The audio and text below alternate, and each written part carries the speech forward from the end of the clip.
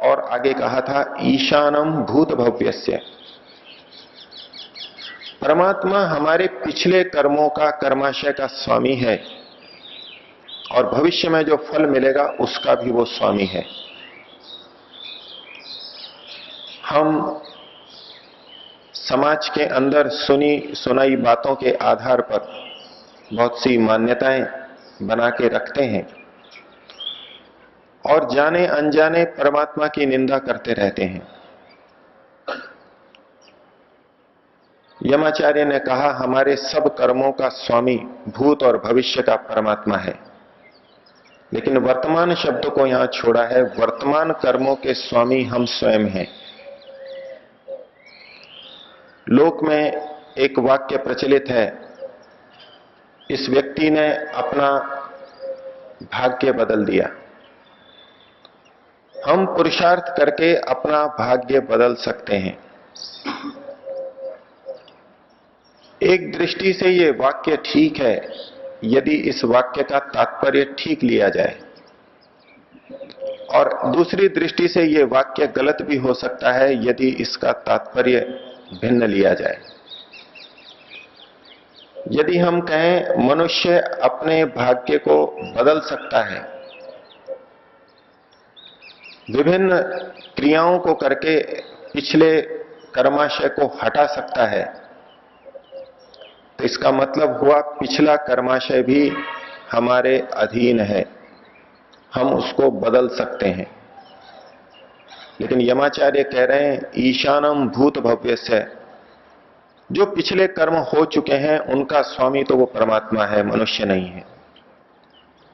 इस दृष्टि से देखें तो ये वाक्य गलत है कि हम अपने भाग्य को बदल सकते हैं, लेकिन दूसरी दृष्टि से देखें तो ये वाक्य ठीक भी हो सकता है। हम क्या अपने भाग्य को बदल सकते हैं? क्या हम अपने भाग्य के पिछले कर्मों के, पूर्वकृत कर्मों के स्वामी हैं? हम जब चाहें तब उसको हटा दें, जब चाहें तब हम उसको भोग लें? इसको समझने के लिए एक लौकिक उदाहरण लें। एक व्यक्ति 1 लाख रुपए के घाटे के अंदर है, उस पर ऋण चढ़ा हुआ है। पिछला जैसा भी उसका कर्म रहा उसके अनुसार 1 लाख रुपए घाटे में है। अब वो मेहनत करके 2 लाख रुपए कमा लेता है। जब 1 लाख के घाटे में था तो घर पर रोटी खाने के भी लाले पड़ रहे थे, तनाव था, परेशानी थी। मेहनत करके 2 लाख रुपए कमा लिए, 1 लाख रुपए चुका दिए, 1 लाख रुपए अब उसके पास में है। उस व्यक्ति ने अपने भाग्य को बदल दिया। व्यक्ति अपने भाग्य को बदल सकता है।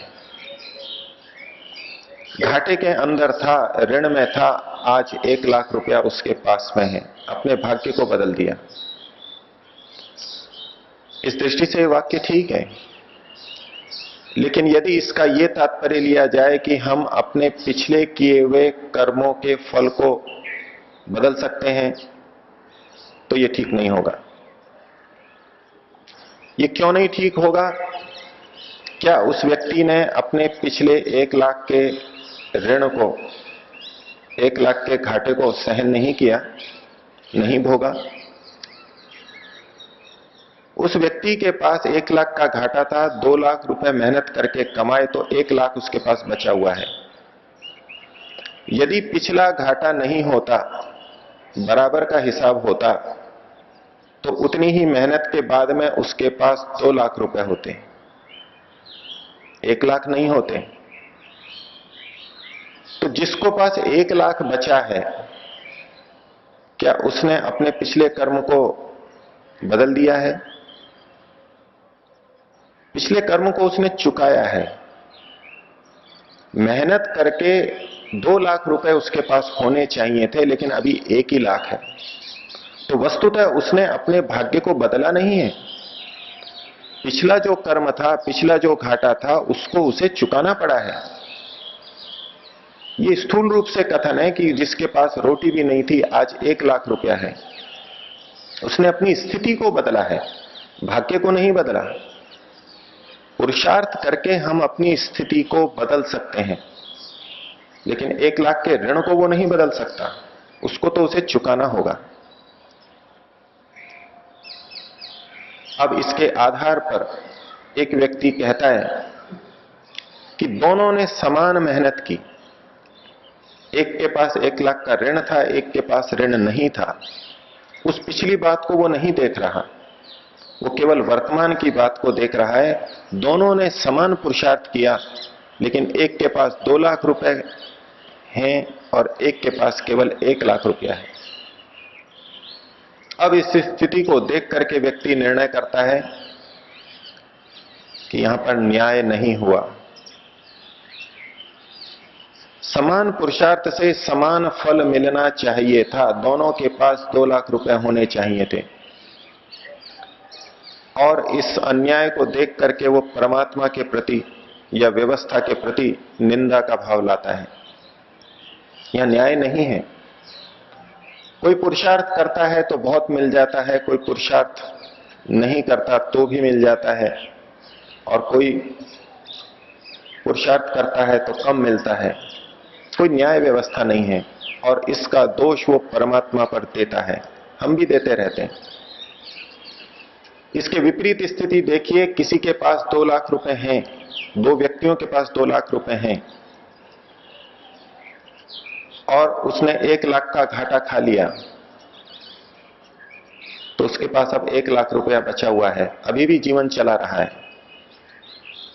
दूसरे व्यक्ति को ऐसा उदाहरण लें जिसके पास केवल 1 लाख रुपया था और अब 1 लाख का घाटा खा गया है और अब उसके पास कुछ भी नहीं है।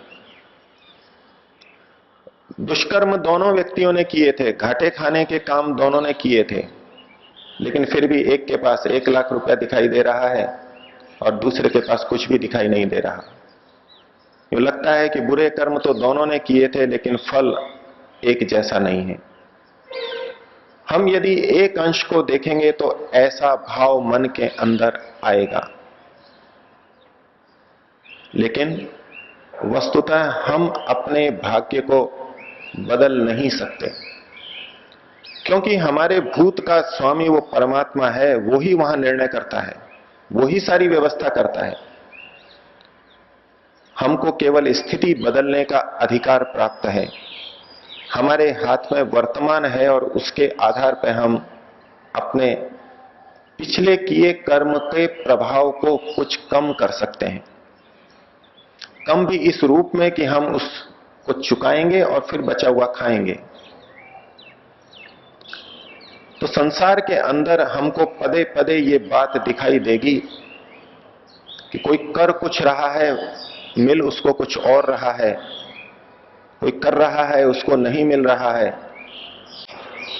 या तो हम परमात्मा को मानना छोड़ देते हैं, ऐसा अन्याय करने वाला परमात्मा पूजनीय नहीं हो सकता, अथवा ये विचारेंगे कि परमात्मा है ही नहीं, होता तो न्याय दिखाई देता। अथवा यदि परमात्मा को मानते भी रहेंगे तो हम कुछ दूसरे उपायों को अपने जीवन में विकृत रूप से ले आएंगे कि फला जगह पूजा करने से, फला जगह चढ़ाने से ये फल हमको मिल जाता है, फला जगह जाने से, फला ढोक देने से, इस तरह करने से ये फल हमको मिल जाएगा। इस तरह के टोने टोटके में व्यक्ति फंस जाएगा, क्योंकि वो ये नहीं देख रहा कि कर्म का स्वामी तो परमात्मा है। वो किसी व्यक्ति से या किसी मूर्ति से चीजों को मांग रहा है और सोच रहा है कि यहां से मेरे को चीज मिल जाएगी और मेरा कर्म कुछ भी हो, मैं कर्म फल को बदल दूंगा। जो व्यक्ति समाज की सेवा भी करता है, समाज को दान भी देता है, वो भी मन में ये विचार लेता है कि इन शुभ कर्मों के माध्यम से मैं अपने पिछले बुरे कर्मों को काट दूंगा, बदल दूंगा। लेकिन ये कर्मों का बदलना बिल्कुल उसी रूप में है, उस रूप में तो हो सकता है कि अपने पिछले घाटे को पूरा करेगा। जितना सेवा कार्य किया है, अगर पिछले दुष्कर्म हैं तो सेवा कर्म का फल उतना दिखाई नहीं देगा, और यदि पिछले दुष्कर्म नहीं है तो उस सेवा कर्म का फल अधिक दिखाई देगा। ये फल कम दिखाई देना या अधिक दिखाई देना तो होगा, लेकिन इसका ये मतलब नहीं कि पिछले कर्म कट गए हैं। पिछले कर्म हमने भुगत लिए हैं, भुगतने के द्वारा वो हमारे कम हुए। और इन कर्मों को करते हुए सतत ये भी भान रहेगा कि जीव मंतिका, जीव के बिल्कुल निकट रहने वाला वो परमात्मा है, और वो सतत देख रहा है कि ये मध्वदम जीव किस भोग को भोग चुका है और किस भोग को इसने नहीं भोगा है। उसके अनुसार से ये निर्णय करेगा, और इतना दृढ़ विश्वास मन में होगा तो वो कभी निंदा नहीं करेगा। हम समाज में ये मान्यता मान करके चलते हैं कि यदि किसी व्यक्ति की लॉटरी खुल गई तो कहते हैं इसका भाग्य उदय हो गया है, इसका भाग्य बदल गया है। उसके कर्म में कुछ अच्छे कर्म थे, कुछ फल भोगने के थे, इसलिए उसकी लॉटरी खुली। क्यों हजारों लाखों में इसी व्यक्ति की लॉटरी खुली? हम ये मान लेते हैं इसके कर्मों का उदय अभी हो गया था।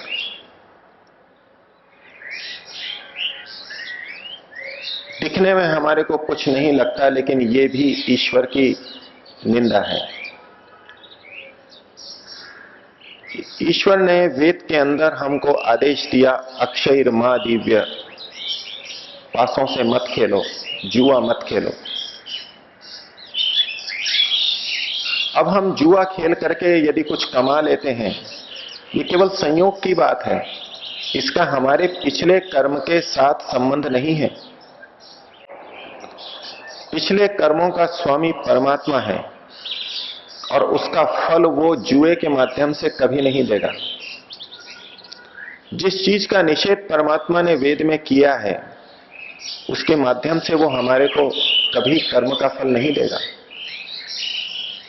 लेकिन हम देखते हैं व्यक्ति को लाखों करोड़ों रुपए मिल जाते हैं, सारी सुविधाएं आ जाती हैं, घर की परेशानियां दूर हो जाती हैं, यश प्रशंसा मिलती है, समाज में सम्मान मिल जाता है। लेकिन जो ये जानता है कि परमात्मा ही भूत और भविष्य का स्वामी है, वो ये देखता है कि अगर संयोग से इसको कुछ मिल गया है, अन्यायपूर्वक मिल गया है, गलत कार्य करते हुए, लॉटरी लेते हुए, जुआ खेलते हुए इसको यदि कुछ मिल भी गया है,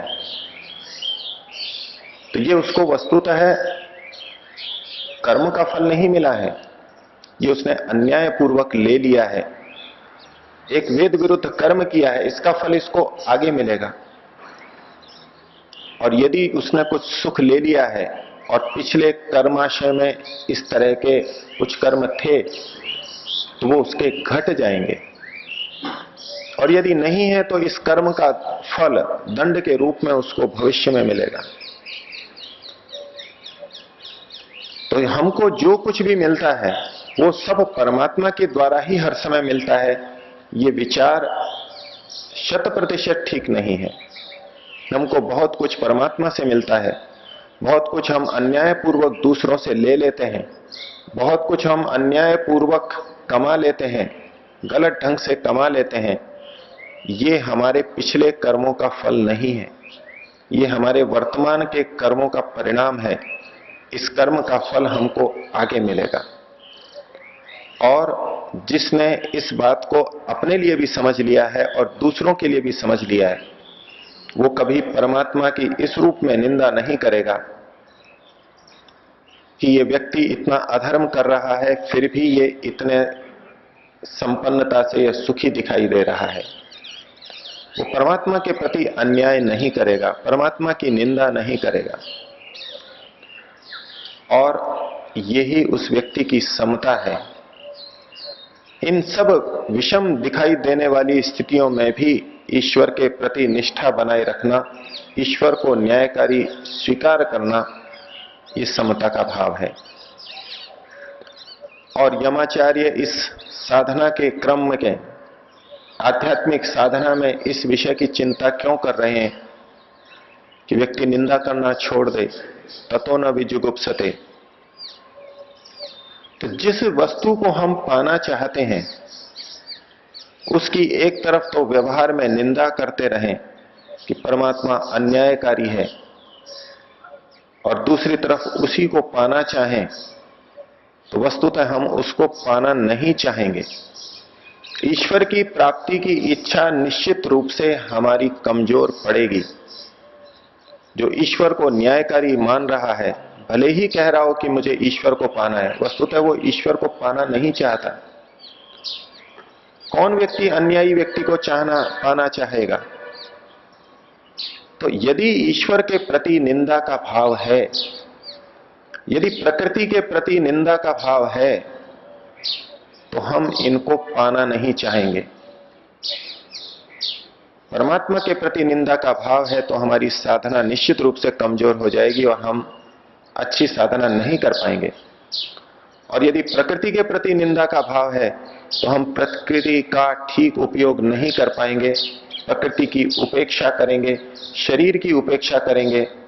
इच्छा तो ये थी कि निंदित प्रकृति हटे और परमात्मा को प्राप्त करूं, लेकिन इस प्रकृति की गलत निंदा करके हम उसकी हानि उठाएंगे और परमात्मा की प्राप्ति का मार्ग हमारा बाधित होगा। इसलिए निंदा का त्याग हमारे आध्यात्मिक जीवन के लिए आवश्यक है और उसी को यमाचार्य हटाना चाहते हैं। और उसका उपाय बताया, एक तो हम जाने, मधु को खाने वाले इस आत्मा के स्वरूप को जाने, और इस आत्मा के अत्यंत निकट रहने वाला परमात्मा जो इसकी बिल्कुल पास में रह करके निगरानी कर रहा है, निकटता से सतर्कता से हमको देख रहा है, ये हमको भान हो। और वही परमात्मा हमारे भूत और भव्य पिछले कर्मों का और भविष्य में मिलने वाले कर्म फलों का स्वामी है। निश्चित रूप से वो हमको उचित फल प्रदान करेगा। ईश्वर के प्रति निंदा का भाव हमारे मन से हटे, इस भावना के साथ में ओम का उच्चारण करेंगे। ओ